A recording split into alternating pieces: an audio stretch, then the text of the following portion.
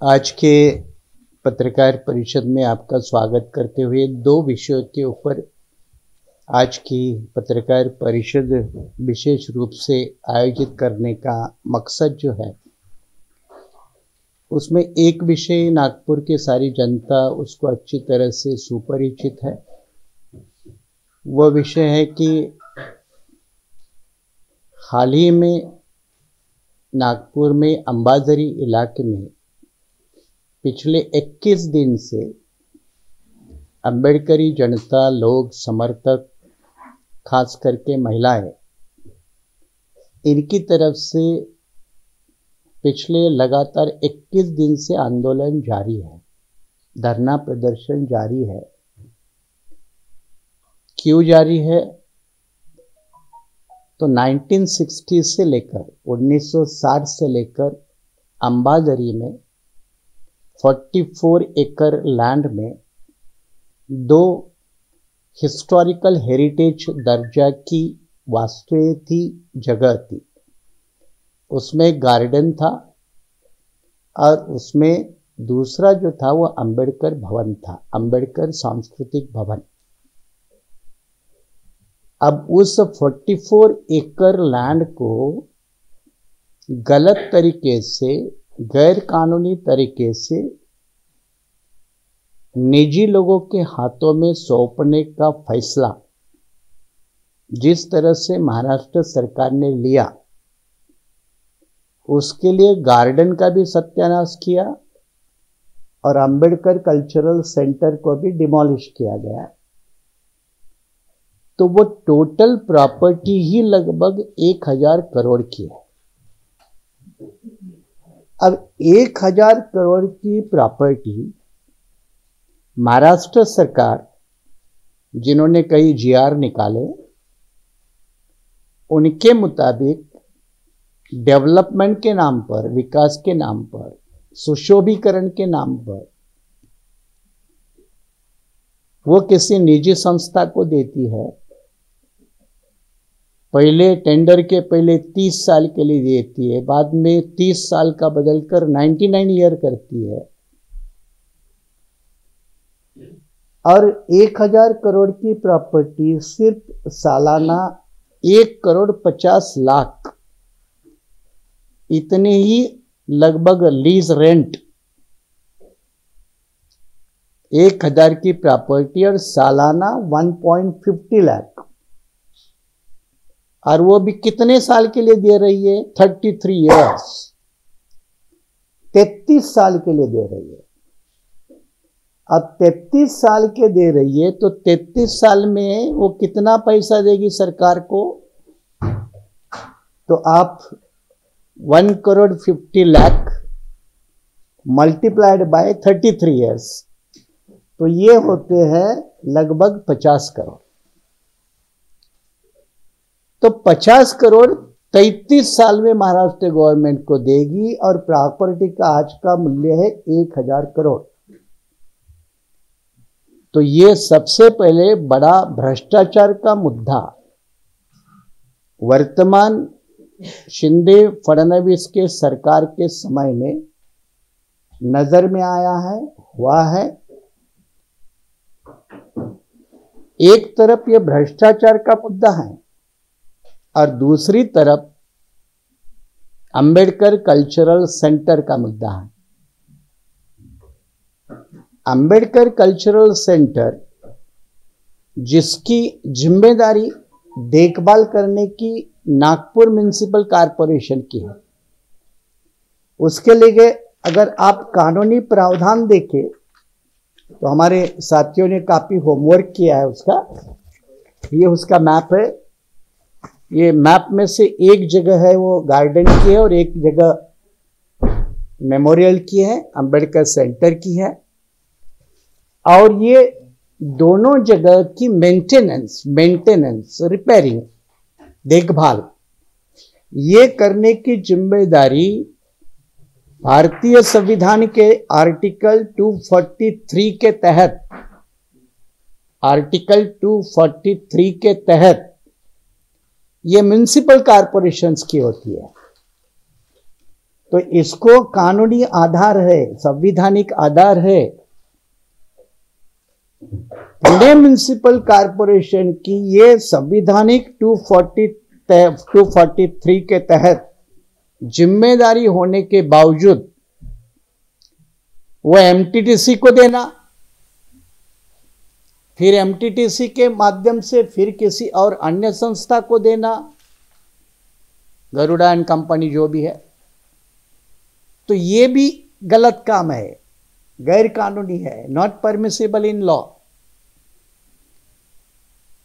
तो ये भी गैर कानून काम करने में पहली भी महाविकास आघाड़ी सरकार भी इसमें लिप्त है और वर्तमान शिंदे और फडणवीस की ये सरकार भी उसमें दोनों लिप्त है, क्योंकि डेट का जो इवेंट्स है, ये प्रकरण शुरू होता है 2017 से और अभी तक उसकी जो कार्रवाई चली है, क्योंकि डिमोलिशन कोविड कालखंड में हुआ है।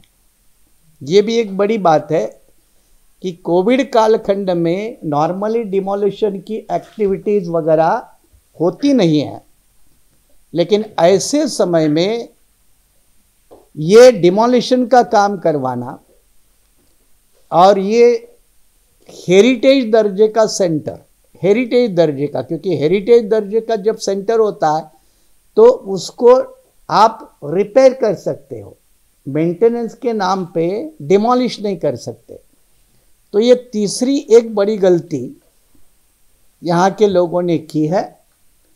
अब उसमें लिप्त कौन कौन से है, तो पटवारी से लेकर तलाटी से लेकर, क्योंकि उस सर्वे में कल्चरल सेंटर होने के बावजूद उसकी यथायोग्य एंट्री उस 7/12 के ऊपर नहीं दिखाना, ये तलाटी से लेकर सर्कल ऑफिसर से लेकर फिर तहसीलदार, डिप्टी कलेक्टर, कलेक्टर से लेकर डिविजनल कमिश्नर तक चली जाती है, क्योंकि ये रेवेन्यू अथॉरिटीज है।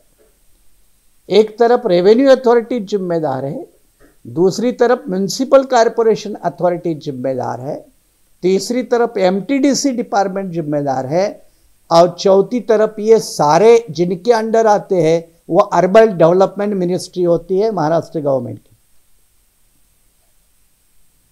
तो नीचे पटवारी से लेकर अर्बन डेवलपमेंट मिनिस्ट्री तक ये इसमें लिप्त है। इसमें बड़ा भ्रष्टाचार है, क्योंकि जब मोदी के नाम पे बीजेपी कहते हैं कि रूट आउट द करप्शन, ये हमारा सरकार का ब्रीद वाक्य, नहीं मैं खाऊंगा, खाने दूंगा, तो यहाँ तो आप सरकारी 1000 करोड़ की प्रॉपर्टी सालाना 1.5 करोड़ के लिए आप लीज आउट करते हो, तो ये कौन से जो गवर्नमेंट के जो परिमाण होते हैं टेंडर देने के, उसमें बैठता है। इसलिए एक तरफ करप्शन, दूसरी तरफ अंबेडकर मेमोरियल का डिमोलिशन, तीसरा संविधान कानून का उल्लंघन और चौथा इसमें लिप्त लोगों के ऊपर कार्रवाई। इस कार्रवाई के संदर्भ में हमारे इन साथियों ने ये जो आंदोलन चलाते काफ़ी मेहनत की है और इस संदर्भ में जिला कलेक्टर के कार्यालय में 22 अगस्त को मीटिंग हुई है, 22/3/2022। 22/3/2022 में जिला के कलेक्टर आर विमला, जो वर्तमान कलेक्टर हैं, उनके कार्यालय में ये मीटिंग हुई है। उसमें डिप्टी कलेक्टर है, उसमें MTDC Maharashtra tourism and development corporation के बड़े अधिकारी है और इन मीटिंग में जिन्होंने डिमोलिशन किया उनके ऊपर कार्रवाई करना चाहिए, ऐसा कलेक्टर का ये लेटर है। और ये लेटर कब का है? लेटर 19 अप्रैल 2022 का है।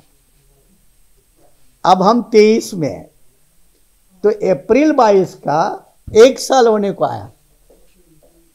यहाँ के कलेक्टर द्वारा लिखे हुए लेटर के बावजूद भी अगर कार्रवाई नहीं होती है तो एमटीडीसी के अधिकारी इसमें कार्रवाई करने में सक्षम नहीं, वो भी अर्बन डेवलपमेंट मिनिस्ट्री के अंदर ही आते हैं और इसलिए वो भी जिम्मेदार होते हैं।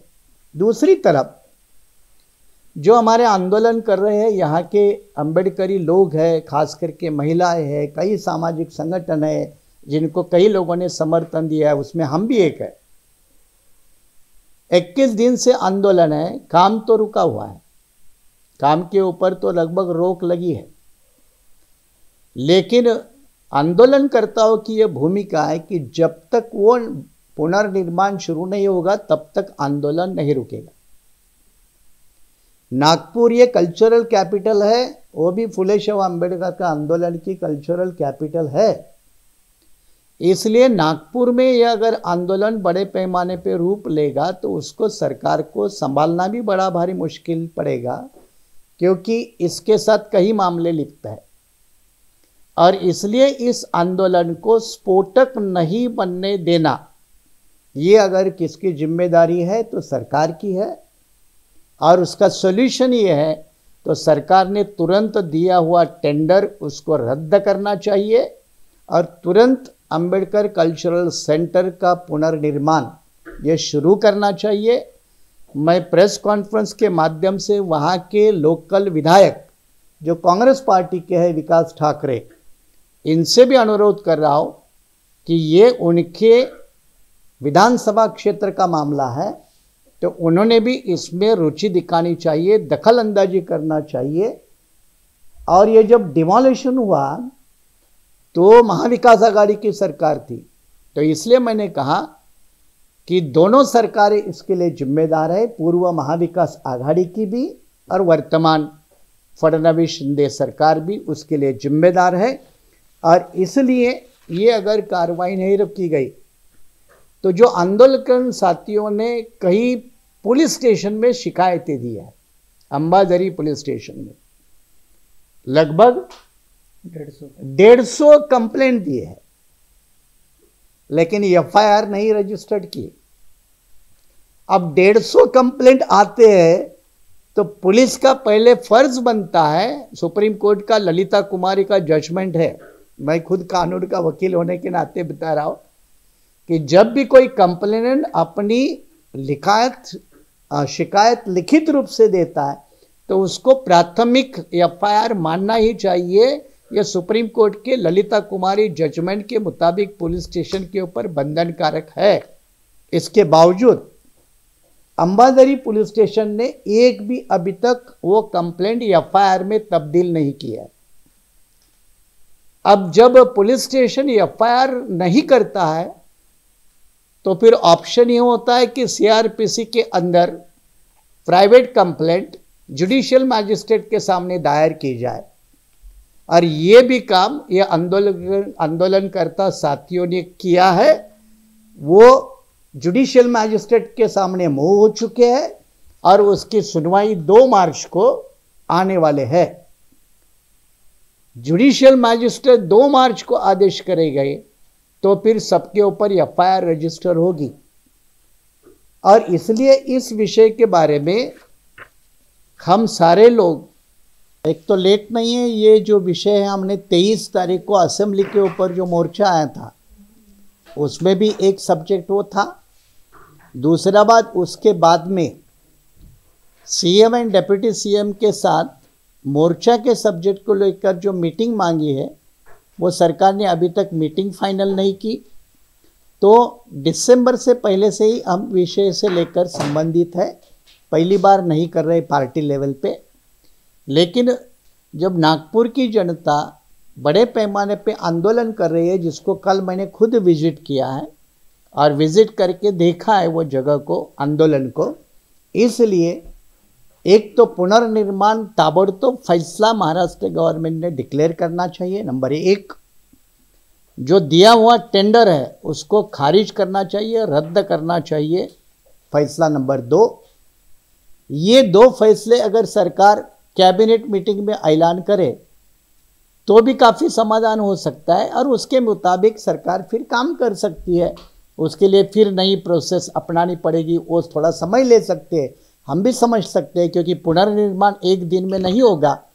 लेकिन जो गलत काम किया है उसको तो रोकने का या कैंसिल करने का काम सरकार ने तुरंत करना चाहिए। अदालती तो है, मैंने कहा कि एक तो लिखित रूप से शिकायतें सोशल जस्टिस डिपार्टमेंट को दी है, कार्रवाई नहीं होती है तो मुंबई हाईकोर्ट के सामने 3 रिट पिटिशन पेंडिंग है और उस 3 रिट पिटिशन में उनके ऊपर कार्रवाई होनी चाहिए, उसके दस्तावेज डॉक्यूमेंट वो रिट पिटिशन में शामिल है और कोर्ट के सामने प्रेयर रखी जाएगी कि फिर इनकी जांच हो। मैंने शुरू से ही बोला कि ये अंबाझरी के मामले में पहली भी महाविकास आघाड़ी की सरकार लिप्त है और वर्तमान सरकार भी लिप्त है, दोनों जिम्मेदार है।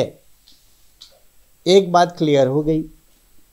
दूसरी बात कि 2017 में जब पहला फैसला लिया तो महाराष्ट्र में शिवसेना बीजेपी की सरकार थी, बराबर, तो वो जिम्मेदार है।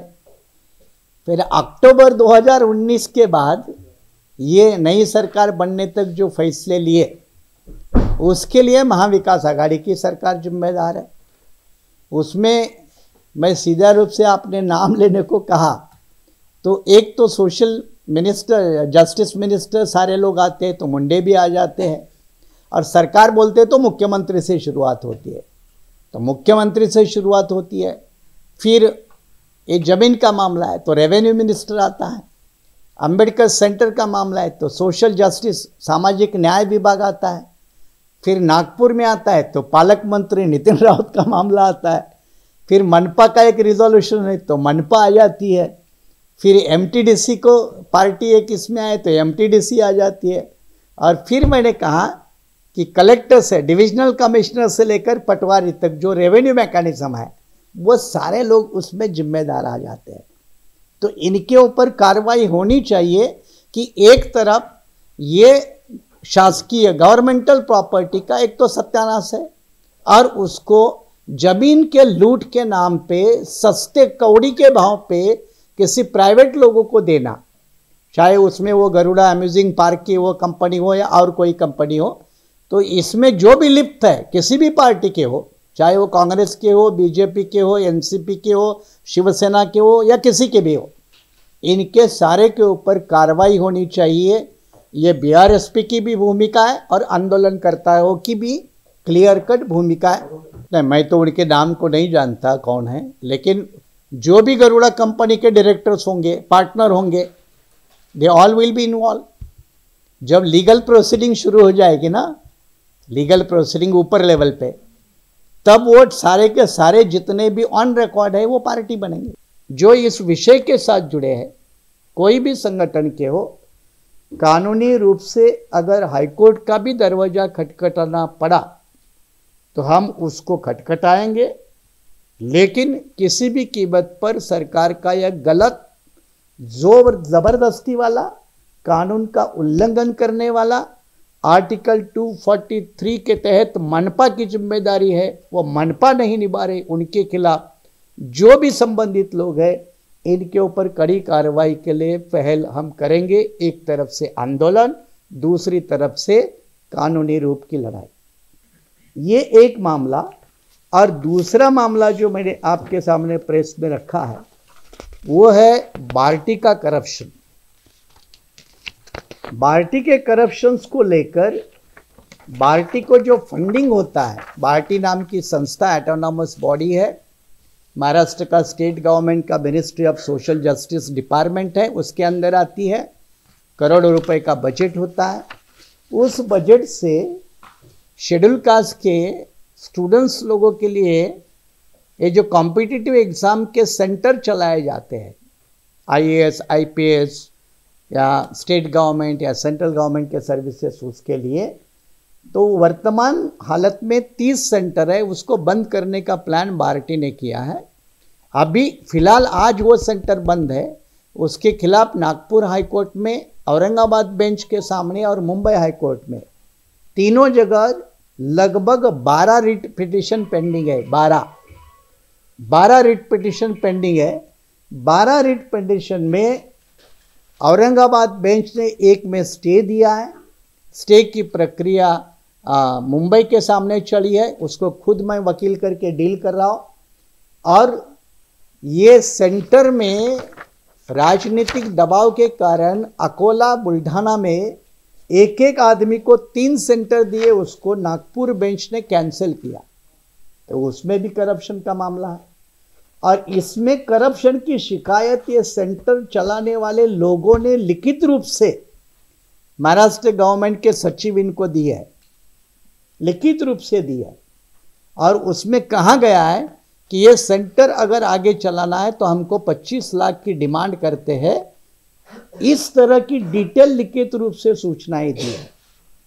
और इसके लिए बार्टी के डायरेक्टर मिस्टर गजभिये, उनका तबादला हुआ था, फिर भी वो 2 दिन के अंदर वापस आ गए उनकी सीट के ऊपर। और सामाजिक न्याय विभाग के सचिव मिस्टर सुमित भांगे, इनके ऊपर कार्रवाई की मांग ये 30 सेंटर के लोगों ने की है, लिखित रूप से शिकायत दी है। फिर भी महाराष्ट्र सरकार इसके बारे में कोई कार्रवाई नहीं कर रही है।